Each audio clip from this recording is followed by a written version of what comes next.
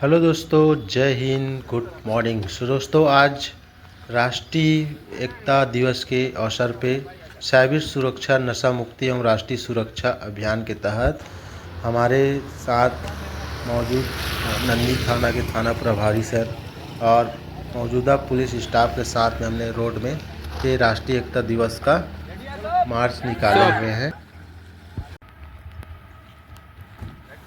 गाड़ी आगे कर ले, चलो। जय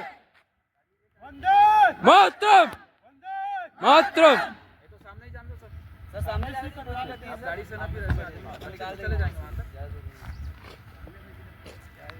सामने से अच्छा लगेगा आप आगे भी जाना। हाँ सर।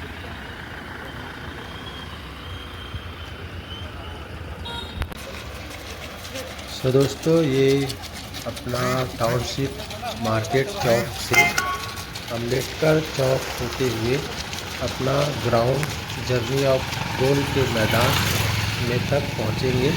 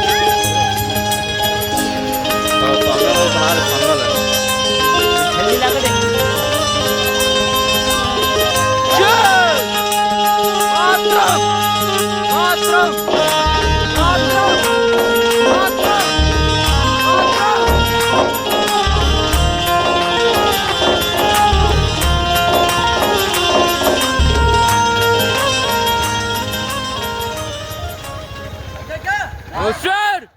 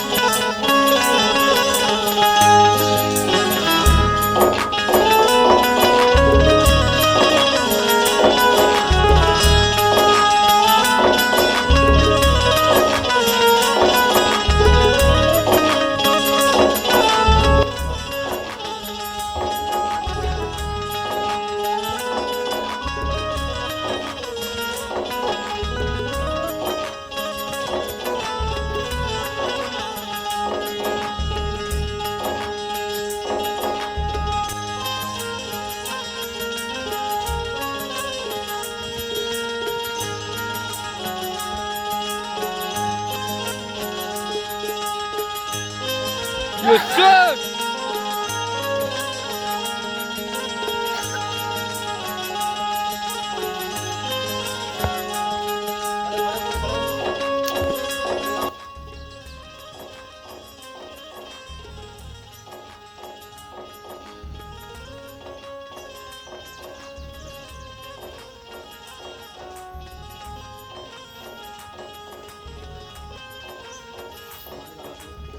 उमेश्वर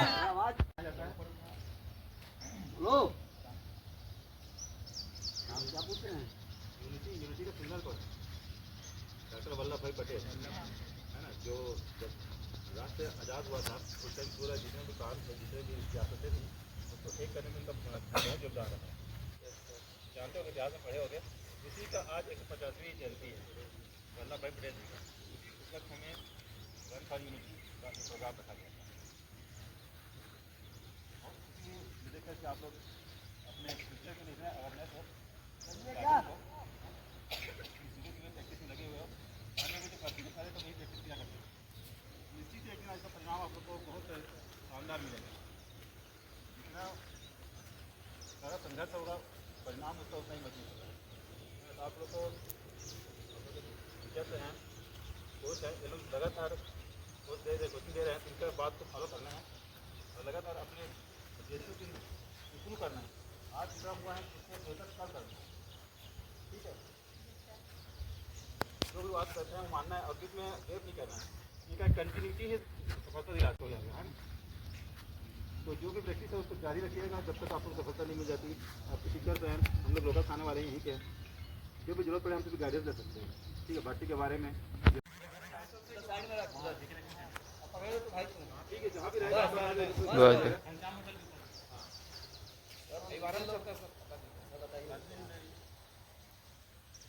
बहुत अच्छी चीज़ है। आप लोग पता नहीं चलेगा तो भाई यहाँ पे बैठे।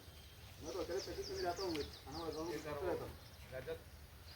यही आया करूँगा मैं। महेंद है, उसके बाद रजत है, एक मौसम है, अभी कार्यक्रम में चल रहा है। नागेंद्र है अपने पुलिस द्वारा। जो प्रकार रखना है ना, हिम्मत हारना नहीं है। हर दिन के लिए प्रैक्टिस बढ़ाते जाओ।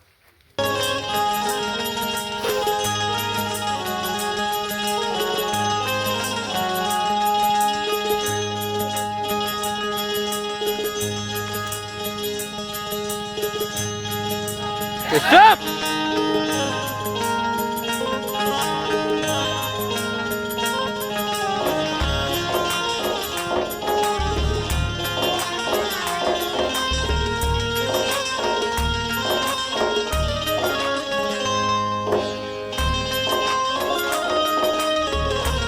स्टॉप